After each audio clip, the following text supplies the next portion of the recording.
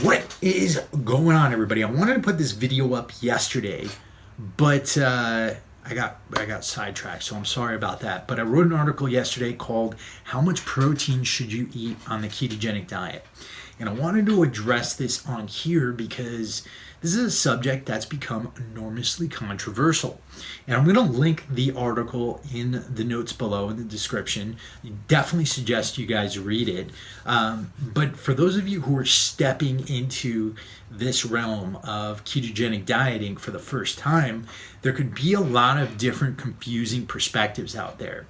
And there's a number of reasons for the confusion. I think a lot of people are still bruised by the unrealistic amount of protein, not unrealistic, but unhealthy amount of protein that fitness magazines and bodybuilding magazines used to recommend. I still think that there's a prevailing notion out there that you need to eat tons and tons of protein in order to build muscle. And just to put that idea out there in a little bit more real terms, back in like the late 90s and the early 2000s, I used to eat like 300 to 400 grams of protein per day. Most of it came from like these disgustingly lean chicken breasts that tasted like chalk, and then I'd put in some lean beef that didn't taste very good either, and then I would top that off with like 2 to 3 protein shakes per day just to be safe. And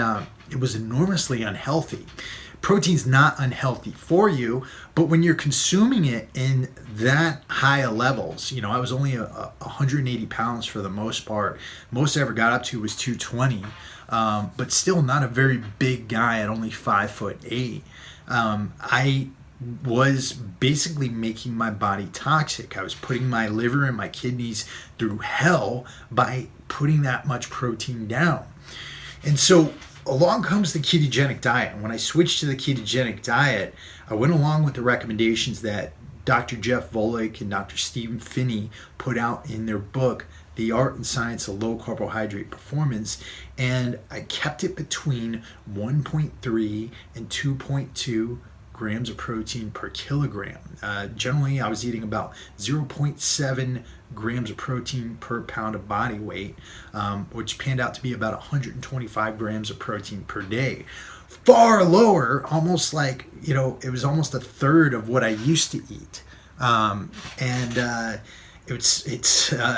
It amazes me because I actually started building more muscle. I actually started getting leaner. I actually started feeling better and having more energy in the gym and feeling stronger. The best bodybuilding competition I ever participated in was as a result of me eating between 100 and 125 grams of protein per day. But let's put that into perspective, guys. When we're thinking about the RDAs for protein, right? Jeff Volek and Stephen Phinney recommend 1.3 to 2.2 grams per kilogram of body weight, which pans out to be about 0.6 to 1 gram per pound of body weight per day. And these recommendations are for athletes, right? It's important to specify that. So the RDAs for your average person are about 0.36 grams of protein per pound of body weight. Really, really low. And so when we think about those ketogenic protein recommendations for athletes, they're actually still pretty high. And a lot of people don't realize that. And they're still like in that bodybuilding perspective. So how much protein should you be eating?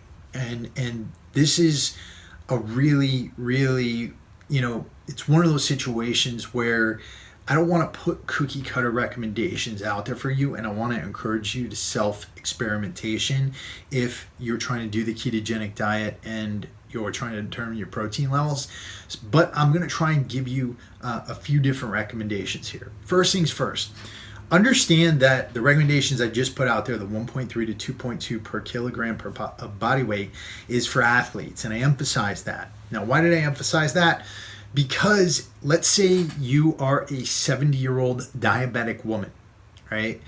In those cases, a lot of diabetics can't eat 50 to 60 grams of protein without getting kicked out of ketosis.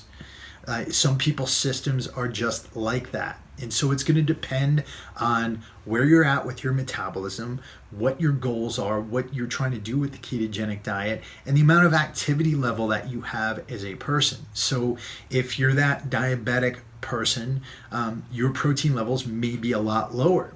If you're trying to use the ketogenic diet to fight cancer in conjunction with other therapies, or if you're using it to fight epilepsy, you're probably also going to have to be very, very strict about your ketogenic diet. You might have to go to that classic archaic form of the ketogenic diet that's 80% fat, 10% protein, 10% carbs, and you might have to keep your protein levels very, very low.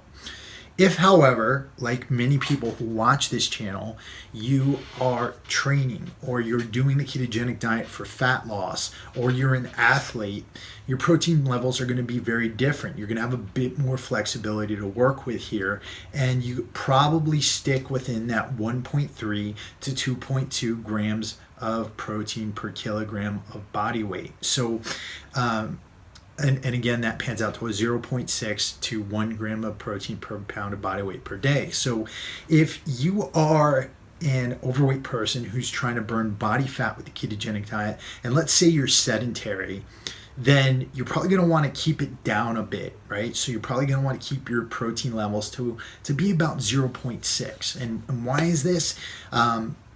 It's because, again, you are going to be less insulin sensitive than somebody who's more active, right? And it's probably more like, it could be anywhere from 0.4 to 0.6 grams per pound of body weight, depending on you and your system.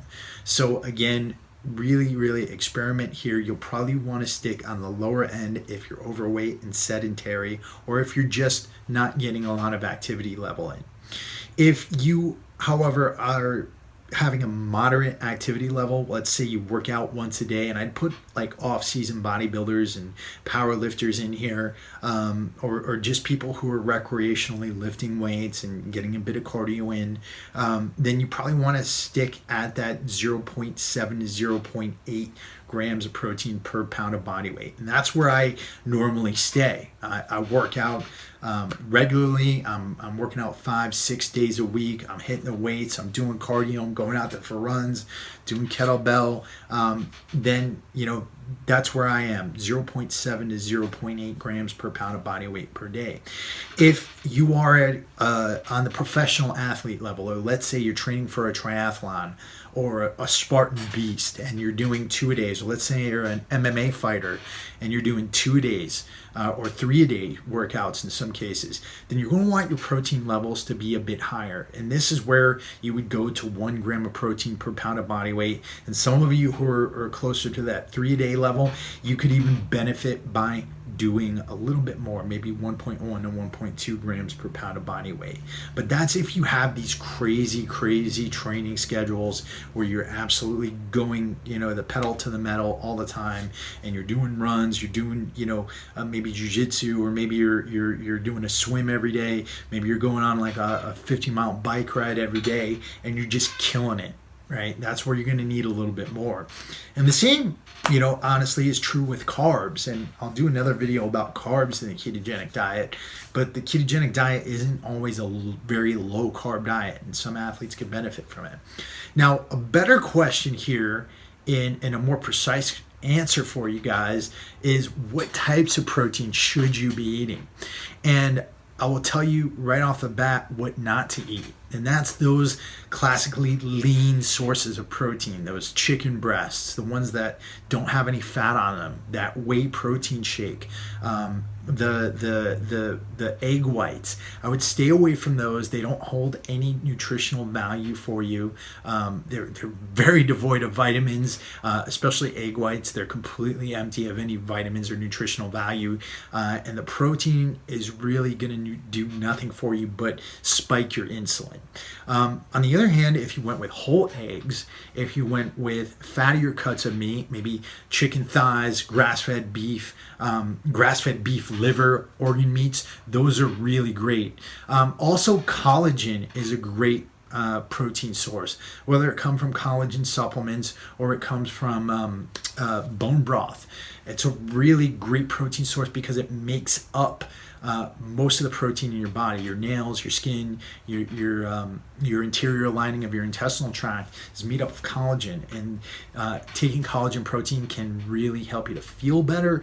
It can help your skin, and it can also help your digestion, which is a huge factor in the ketogenic diet as well. So that's what I got for you guys. I definitely recommend you check out that helper article below, so you have a written reference for everything I'm talking about. And if you got any questions for me, hit me up here in the comments below. If you want, you can check out my free keto course that I'm doing right now. It's for those of you who are considering the ketogenic diet, who just aren't sure about it yet. We go through everything you need to know, everything you need to learn, and we include 2 awesome free cookbooks in it. So you can check that out at www.startketowright.com. It's completely free. I'm not going to spam you or anything like that. You're just going to get the informational videos that I have on this. No sales, nothing like that. So I'll put links for that below as well. And with that, I'll talk to you guys all later this week. Peace.